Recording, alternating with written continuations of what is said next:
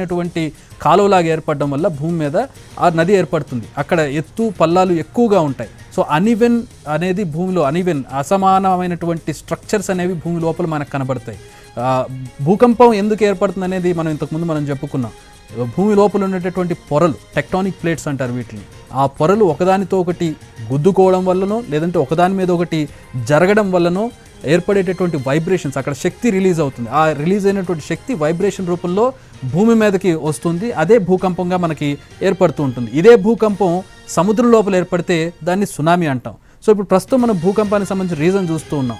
భూమి అన్ఈవెన్గా ఉన్నటువంటి గోదావరి పరివాహక ప్రాంతాల్లో భూకంప తీవ్రత ఎక్కువగా ఉంటుంది. భూమి లోపల ఉన్నటువంటి గ్యాప్ను సరి చేసుకోవడానికి టెక్టానిక్ ప్లేట్స్ మూవ్ అవుతూ ఉంటాయి.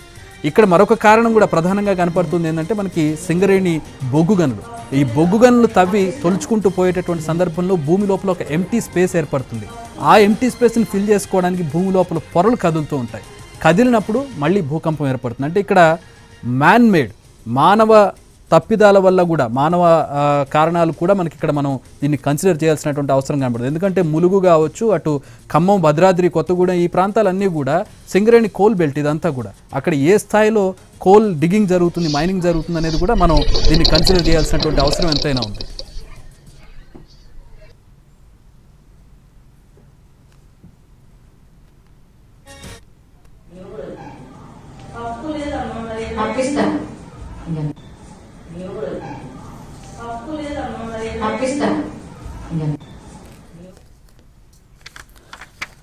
ఆల్రెడీ భూకంప తీవ్రత అటు ఏపీకి కూడా పాకింది. ఏపీ ఏలూరు, నూజివీడు దాకా కూడా ఈ భూకంప తీవ్రత ఉన్నట్టుగా కనపడుతుంది. అక్కడ పరిస్థితి ఏంటి, ఏ స్థాయిలో భూకంపించింది, మా ప్రతినిధి మల్లికార్జున్ ఏలూరు నుంచి జాయిన్ అవుతున్నారు. మల్లికార్జున్, చక్రి, ఈ ప్రకంపనలో తీవ్రత వచ్చేసి వేలేరుపాడు, అలాగే చింతలపూడి, ద్వారకా తిరుమల, అంటే ఒక్కొక్క ప్రాంతంలో ఒక్కొక్క రకంగా ఉంది. వేలేరుపాడు అంటే ఖమ్మానికి దగ్గరగా ఉండేటటువంటి ప్రాంతంలో అయితే 3 సెకండ్ల పాటు కంపించినట్టుగా అక్కడ స్థానికులు చెబుతున్నారు. అదే ఈ చింతలపూడి ఈ ప్రాంతంలో ఒక్కొక్కటి 2 సెకండ్ల పాటు కంపించినట్టు స్థానికులు అయితే పక్కాగా చెబుతున్నారు. ఆ సమయంలో తెల్లవారుజామున కావడం 7:28-29 మధ్య ఈ ప్రకంపనలు రావడంతో 1 సెకండ్ అంటే ఏం జరుగుతుందో అర్థం తెలుసుకునే లోపు కొంత కంగారు అయితే పడ్డారు. దీనిపైన ఇప్పటికీ జిల్లా అధికారులు పూర్తిగా అంటే ఏ ప్రాంతంలో ఈ ప్రకంపనలు వచ్చాయనేటటువంటి సమాచారాన్ని సేకరిస్తున్నారు. ఇప్పటికైతే కొయ్యలగూడెం, అలాగే వేలేరుపాడు, చింతలపూడి, ద్వారకా తిరుమల ప్రాంతాల్లో స్వల్పంగా అయితే భూమి కంపించినట్టుగా అయితే పక్కాగా సమాచారం అందుతోంది.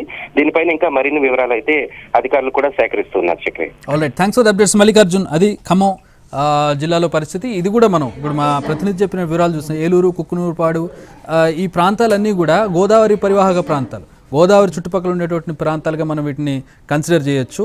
ఆ ప్రాంతాలు మొత్తం కూడా ఇటు మణుగూరు కావచ్చు, లేదంటే ఇటు పక్కన ఏదైతే భూకంప కేంద్రం ఉందో ములుగు కావచ్చు, ఇవన్నీ కూడా గోదావరి పరివాహక ప్రాంతాలు. ఆ బెల్ట్ మొత్తం కూడా కంపించినట్టుగా కనపడుతుంది మనకు. అక్కడ ఎక్కువ తీవ్రత ఉన్నట్టుగా కనపడుతుంది. ఎక్కువ తీవ్రత డజంట్ మీన్ దట్ ఎక్కువ నష్టం జరిగిందని కాదు.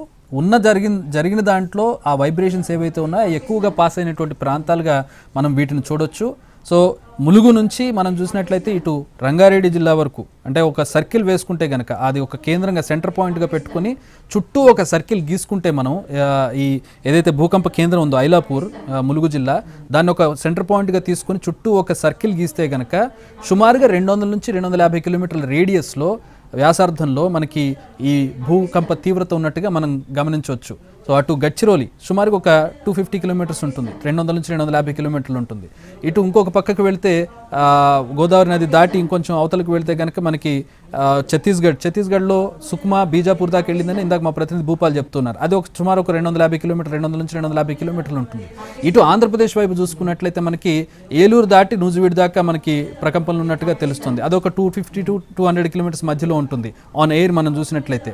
అండ్ కింద ఇటు మనం హైదరాబాద్ వైపు వచ్చినట్లయితే సుమారు రంగారెడ్డి దాకా మనకి భూకంపనలు ఉన్నాయి. హైదరాబాద్ నుంచి ఈ ఐలాపూర్ మన మ్యాప్లో చూసినట్టయితే 230 కిలోమీటర్స్ ఏమో చూపిస్తోంది. సో 250 సో సుమారుగా మనం యావరేజ్గా తీసుకుంటే 200 to 250 కిలోమీటర్స్ రేడియస్లో ఈ భూకంప తీవ్రత ఉందనేది మనకి అర్థమవుతుంది. సో భూకంపం లోతు 40 కిలోమీటర్లు ఉండడంతో ఇది 5.3గా వచ్చినా కూడా ఎక్కువగా మనకి ప్రభావం చూపించలేదు.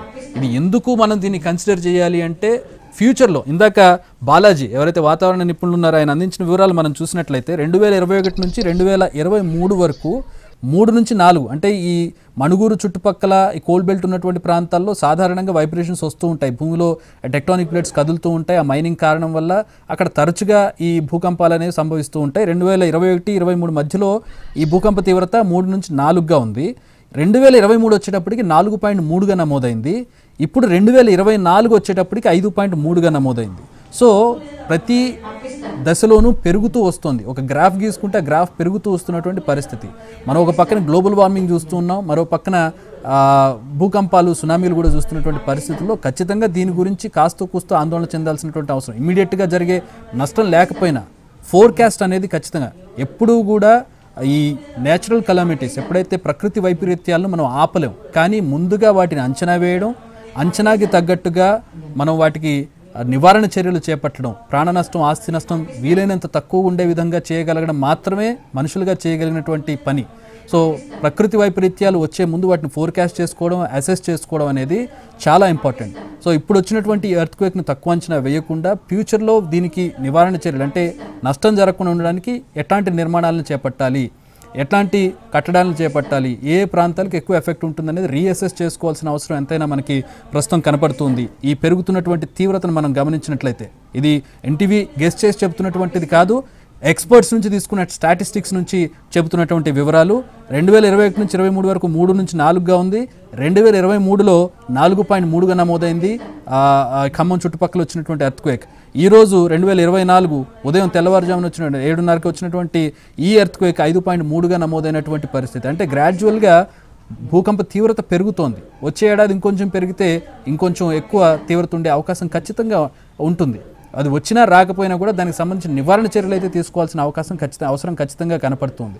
సో ఎన్టీవీ స్క్రీన్ మీద వివిధ జిల్లాల్లో వివిధ ప్రాంతాల్లో సీసీ ఫుటేజ్ అలాగే సెల్ ఫోన్ కెమెరాల్లో తీసినటువంటి వీడియోస్ మనం చూస్తూ ఉన్నాం.